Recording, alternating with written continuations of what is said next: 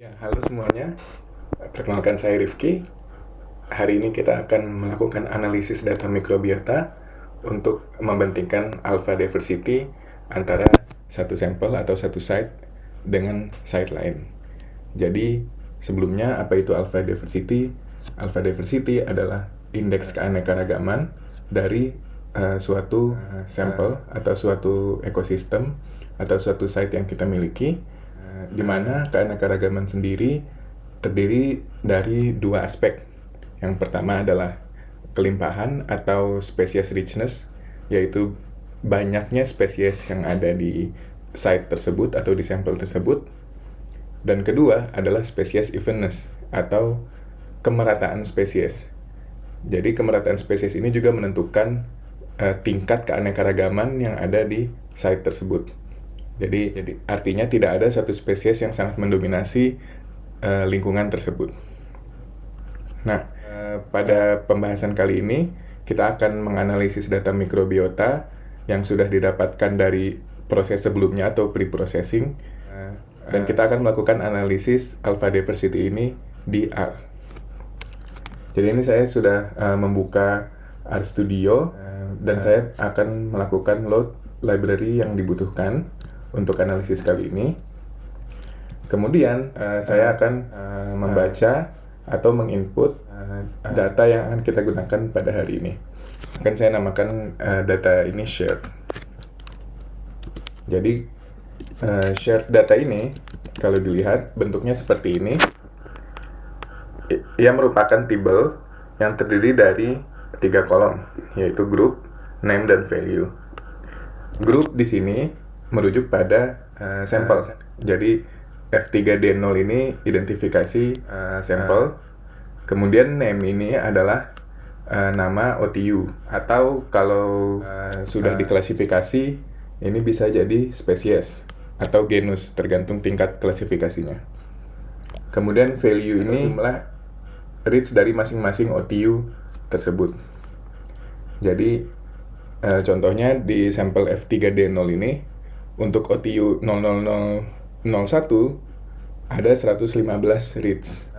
Output ini harusnya sudah kalian dapatkan dari proses pre-processing yang kalian lakukan dengan Chime atau dengan Motur atau apapun yang kalian gunakan sebelumnya. Nah, dari sini pertama saya mau lihat dulu counts atau jumlah reads dari masing-masing sampelnya. Jadi bisa saya bilang group count itu akan saya buat dari data ini. Kita grup berdasarkan grupnya, berdasarkan kolom grup. Kemudian saya ingin summarize jumlah sequence. Kita tulis N6. Itu formulanya sum atau jumlah dari value. Jadi total value atau total reads dari masing-masing sampel. Jadi kalau kita lihat group count itu dia tampilannya seperti ini.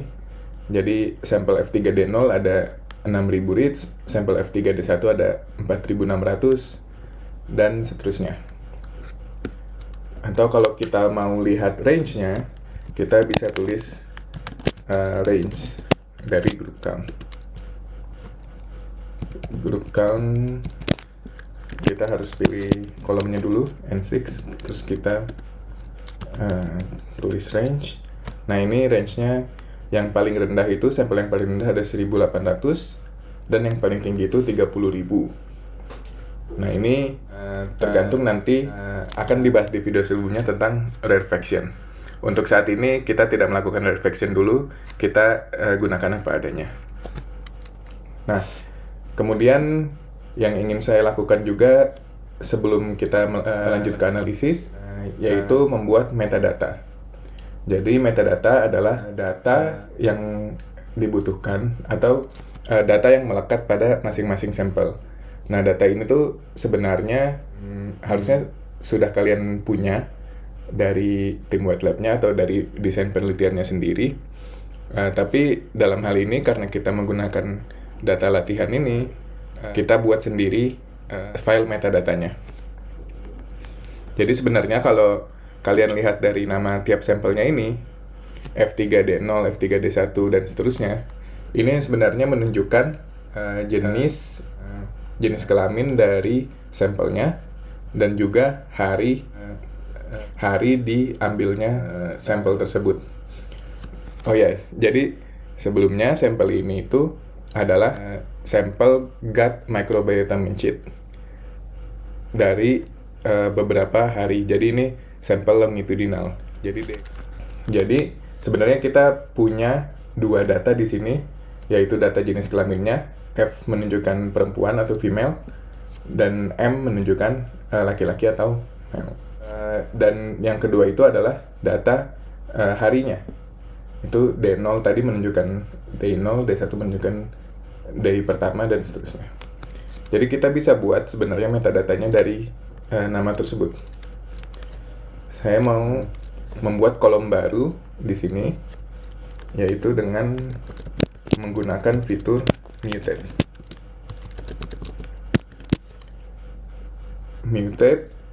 Kolom jenis kelamin saya tulis sex.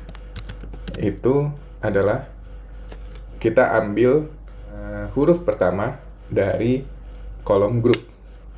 Caranya kita menggunakan fungsi str sub, atau kita mengambil substring dari suatu kolom berdasarkan urutannya ya, berdasarkan huruf keberapa gitu. Nah, stringnya adalah group, startnya 1, endnya 1. Jadi kita mengambil satu huruf pertama dari grup. Kemudian saya juga ingin punya data day, yaitu hari keberapa sampel itu diambil. Nah, itu saya mau ambil setelah F dan angka ini, kemudian saya mau ambil cuma D0, D1, D141, D142, dan seterusnya.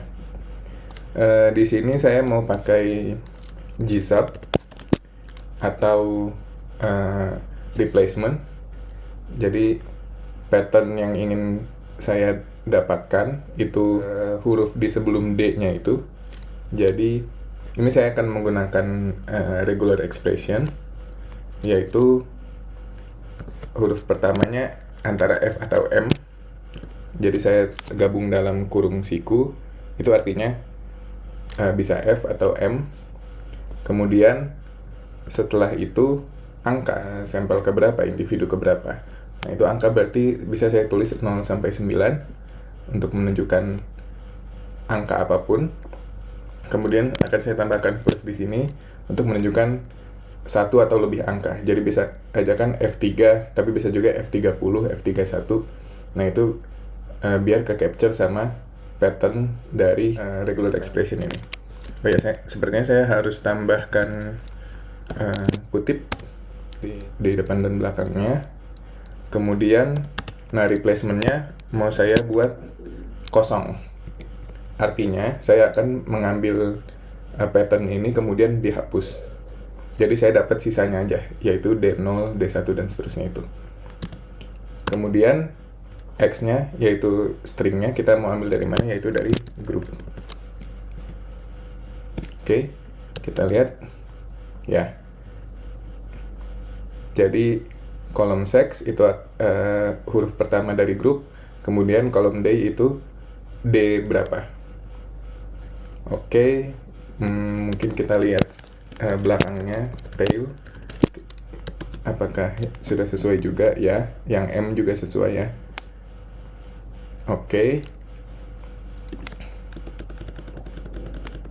Ini mau saya sebut metadata ya. Metadata.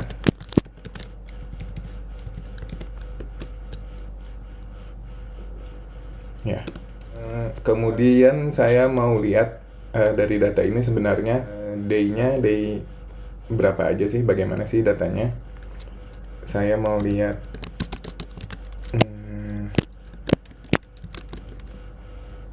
metadata day, terus saya mau lihat unit untuk mengambil data yang beda aja.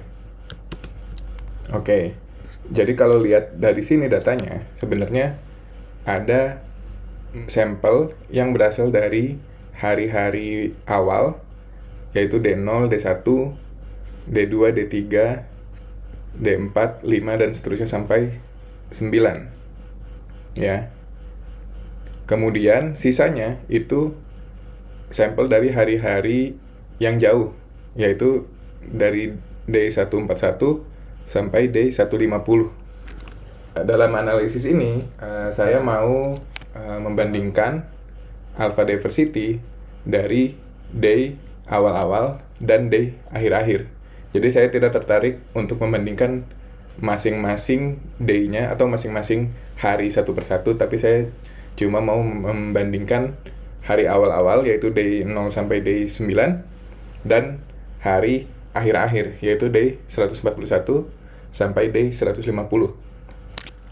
Nah, kalau begitu saya mau tambahkan lagi kolom di sini yang saya akan sebut day group atau kelompok hari, yang tadi awal-awal atau akhir. Nah, di sini saya akan menggunakan fungsi if else. Jadi if else, jika kondisinya akan saya tulis day sama dengan day 0, D0, D1 sampai D9. Jadi harusnya akan saya tulis kayak gini. D0, D1, D2, dan seterusnya sampai D9. Tapi itu terlalu panjang dan buang-buang waktu. Jadi kayaknya lebih bagus saya tulis jadi seperti ini, pakai paste. Saya suka pakai paste 0, D, dan 0 sampai 9. Jadi kalau kita ambil ini aja, dia langsung otomatis D 0 sampai D9. Oke, salah. Harusnya 0 sampai 9 untuk menghasilkan sequence ya, dari 0 sampai 9. Jadi kalau ini harusnya ya kayak gini ya. Jadi jika if else kondisinya day-nya itu termasuk ini, berarti ini bukan sama dengan, saya harus tulis in, yaitu dia termasuk di antara vektor ini. Statementnya jika benar, itu akan saya tulis day groupnya itu D 0 sampai 9. Kemudian else-nya, jika kondisinya tidak benar, berarti dia D141 sampai D150. Saya nggak perlu state lagi D141 sampai D150-nya karena kita cuma ada 2 tipe kan. Jadi kalau nggak D0 sampai 9 ya pasti D141 sampai 150. Oke, ini kita lihat dulu hasilnya. Ya, jadi day groupnya D0, jadi dia termasuk D0 sampai 9, D1 termasuk D0 sampai 9, D141 termasuk D141 sampai D150. Oh, ini harusnya nggak usah pakai D ya, biar konsisten.